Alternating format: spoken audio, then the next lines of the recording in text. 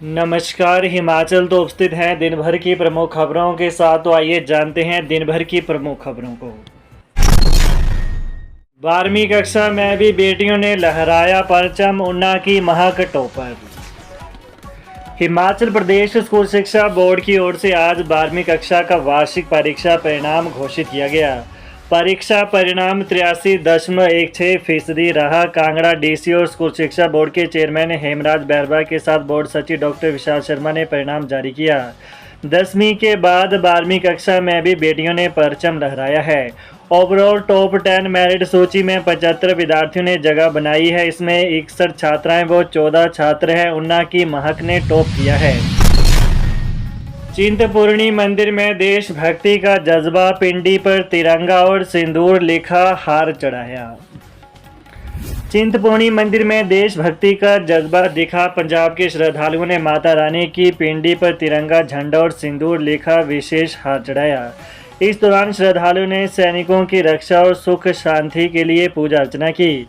पंजाब के कपूरथला से आए श्रद्धालुओं ने बताया कि हमारे वीर सैनिकों ने ऑपरेशन सिंदूर के दौरान जो साहस और जज्बा दिखाया है, उसी के चलते माता रानी के दरबार में फौजी भाइयों की रक्षा के लिए माता रानी से प्रार्थना की। माता रानी की पिंडी पर हार चढ़ाया गया। यह हार सभी श्रद्धालुओं के लिए आकर्षण का केंद्र बना रहा। प्रधानमंत्री आवास योजना ग्रामीण के तहत घरों के लिए 31 मई तक होगा सर्वे। प्रधानमंत्री आवास योजना ग्रामीण के तहत घरों के लिए 31 मई तक सर्वे किया जाएगा। केंद्र सरकार ने प्रधानमंत्री आवास योजना ग्रामीण सर्वेक्षण की समय सीमा बढ़ा दी गई है। इससे पहले प्रधानमंत्री आवास योजना ग्रामीण सर्वेक्षण की समय सीमा 15 मई तक बढ़ाई गई थी, लेकिन प्रधानमंत्री आवास योजना ग्रामीण सर्वेक्षण की समय सीमा को लेकर राज्यों से प्राप्त अनुरोधों पर विचार करते हुए ग्रामीण विकास विभाग के सक्षम प्राधिकारी ने आवास प्लस 2024 परिवार सर्वेक्षण की समय सीमा को 31 मई तक बढ़ाने का फैसला लिया, ताकि राज्य और केंद्र शासित प्रदेश सर्वेक्षण प्रक्रिया पूरी कर सके और राज्य केंद्र शासित प्रदेशों में सभी पात्र परिवारों की पहचान कर सके।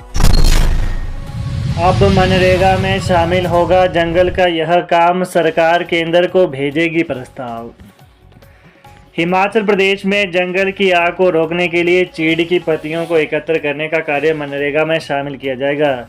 इससे संबंधित प्रस्ताव केंद्र सरकार को भेजा जाएगा। चीड़ की पत्तियों के कारण जंगल की आग अधिक तेजी से फैलती है। आज शिमला में मुख्य सचिव प्रबोध सक्सेना की अध्यक्षता में वन अग्नि रोकथाम एवं नियंत्रण की तैयारियों को लेकर विभिन्न विभागों के विभाग अध्यक्षों के साथ बैठक की।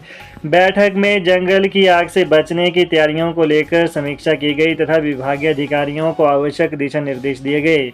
इस मौके पर मुख्य सचिव प्रबोध सक्सेना ने कहा कि सभी क्रिटिकल इंफ्रास्ट्रक्चर के आसपास वन अग्नि को रोकने के लिए सफाई करवाई जाए और मनरेगा के तहत चीड़ की पत्तियों को इकट्ठा करना एक मान्य गतिविधि निर्धारित की जाए और इसका प्रस्ताव भारत सरकार को भेजा जाएगा।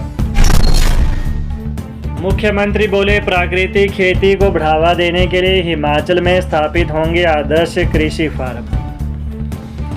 मुख्यमंत्री सुखविंदर सिंह सुक्खू ने कहा कि प्राकृतिक खेती को बढ़ावा देने व सरकारी फार्मों को सुदृढ़ करने के लिए कृषि विभाग ने जिला कांगड़ा में भूटू फार्म, जिला सिरमौर में भगानी फार्म और जिला सोलन में बेरटी बोझ फार्म स्थापित किए हैं। आगामी समय में प्रदेश में इस तरह की और भी आदर्श फार्म स्थापित किए जाएंगे। उन्होंने सभी एपीएमसी को प्राकृतिक पद्धति से उगाए गए गेहूं, मक्की और कच्ची हल्दी की खरीद के लिए हाई एंड साइलो स्टोरेज के लिए कंटेनर स्थापित करने के निर्देश दिए। यह बात उन्होंने आज कृषि विभाग की बैठक की अध्यक्षता करते हुए कही।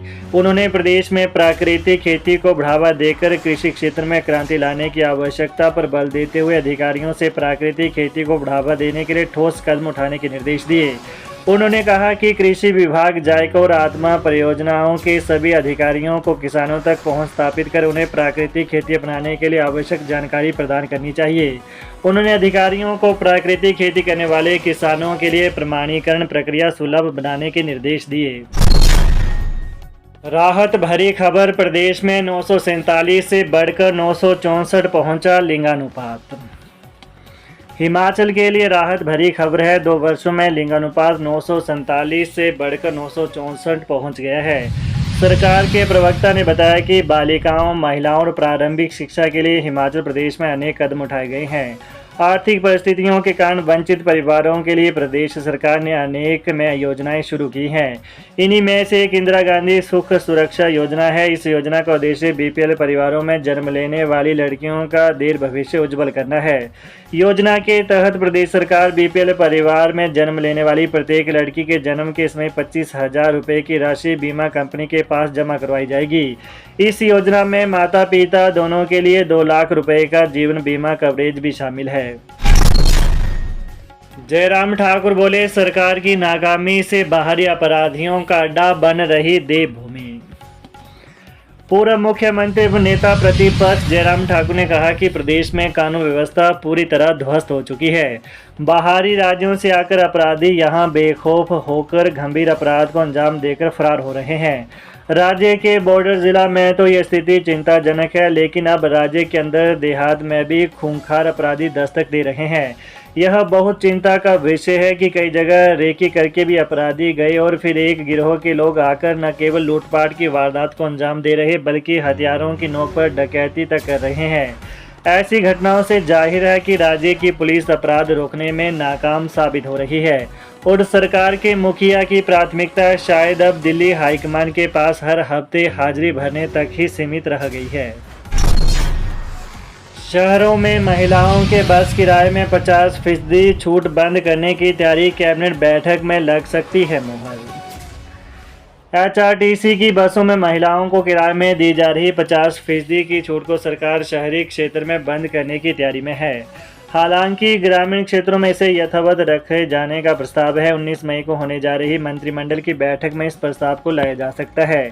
अभी प्रदेश सरकार ने प्रदेश के सभी महिलाओं को एचआरटीसी की बसों में किराए में 50% की छूट दे रखी है। एचआरटीसी की आय में बढ़ोतरी करने के लिए फैसला लिया जा सकता है। एचआरटीसी को घाटे से उभारने के लिए पहले न्यूनतम किराए को 5 से 10 रुपये किया है।